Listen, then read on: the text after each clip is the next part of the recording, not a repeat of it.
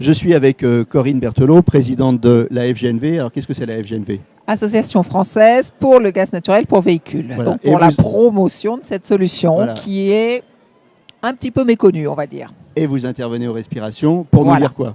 Alors, pourquoi c'est intéressant pour nous les respirations? Parce qu'on pense qu'un des points forts de notre produit, c'est que c'est un produit qui peut améliorer la qualité de l'air. Et bon, c'est quand même votre thème ici aux respirations.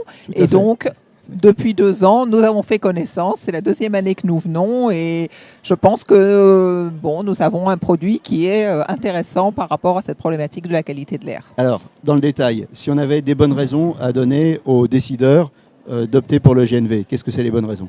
Alors, les bonnes raisons, c'est que c'est une solution qui fonctionne, c'est-à-dire qu'on a un historique, ça fait 15 ans que dans les villes françaises, il y a des bus au GNV qui roulent, qui contribuent à la qualité de l'air. C'est une solution... Et qui fonctionne dans le monde. Il faut rappeler qu'il y a beaucoup de véhicules GNV dans le monde. Tout à fait. Là, on se centre effectivement sur la question de ce qui se passe en France.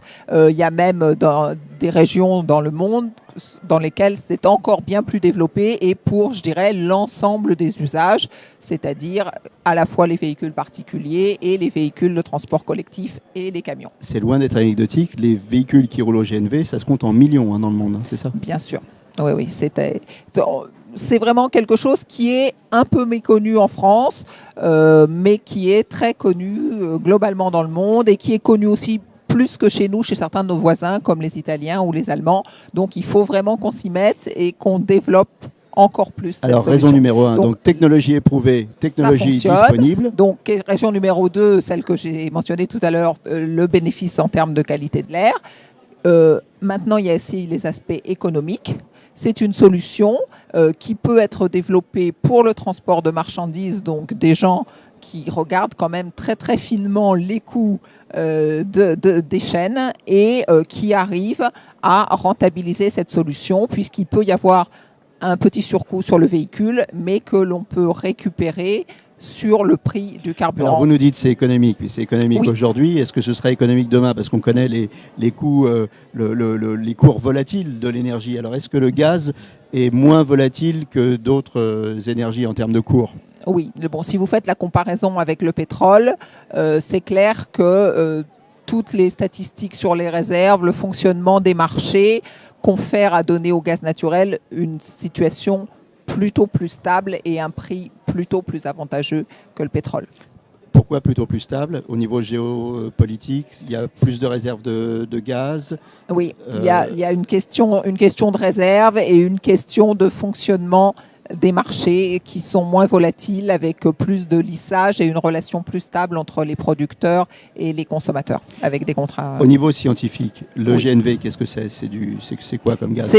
C'est du méthane, donc c'est le même gaz que le gaz que vous utilisez si vous vous chauffez au gaz avec une chaudière ou si vous faites la cuisine au gaz. Donc ça veut dire que si j'ai un petit pavillon, je pourrais avoir ma prise de gaz pour recharger ma voiture? Alors, en théorie, oui. D'ailleurs, on a eu des expériences par le passé qui ont fonctionné. Bon, c'est quand même pas la cible privilégiée. La cible privilégiée aujourd'hui, c'est plutôt les véhicules importants pour des flottes. Une dernière question en termes de bilan carbone. Alors, en termes de bilan carbone, nous sommes à peu près avec un gain de 25% par rapport à l'essence, un gain qui est moindre, qui est de l'ordre, bon, ça va dépendre des applications, mais enfin, disons 5, voire un peu plus par rapport au diesel. Mais surtout, ça devient très intéressant si la source de votre méthane peut être une source, ce qu'on appelle biométhane, c'est-à-dire que vous récupérez des déchets qui sont ce qu'on appelle fermentés cibles. Donc, vous faites fermenter ces déchets et il y a un dégazement gazeux. C'est ce qui se produit naturellement dans les marais. Donc, en clair, aujourd'hui, nos déchets, on n'en fait pas grand-chose encore et on pourrait les utiliser pour notre mobilité. Qui dit déchets, dit renouvelable, dit boucler le cycle carbone. Et dans ce cas-là, vous avez un carburant bilan zéro carbone. Alors, aujourd'hui, il est clair que ça n'est absolument pas la majorité des solutions GNV qui fonctionnent sur ce modèle-là, mais ça va le devenir de plus en plus. C'est clairement le modèle économique. Il y a une incitation et les boucles vertueuses, c'est ce qu'il faut absolument que nous développions. Dernier et ça point, fonctionne pour le GNV. Dernier point dont on n'a pas parlé, la santé. On en a parlé un peu avec l'écologie, le bilan carbone, ça. Mais la santé, pas de particules fines. Oui, les Vous voyez qui je vise. Les particules et les NOx. Le méchant diesel. Oui, non, mais je pense que ce problème, on en parle de plus en plus. Il faut en parler parce que c'est un vrai enjeu de santé. Et il faut en parler parce que le GNV est très très bien placé en la matière. Ok, voilà, donc un message aux décideurs. Plein de bonnes raisons d'utiliser le GNV. On les a évoquées, aussi bien économiques, sanitaires, technologiques. Tout est prêt. Maintenant, il faut y aller. D'autres pays sont déjà allés. Voilà. Merci beaucoup.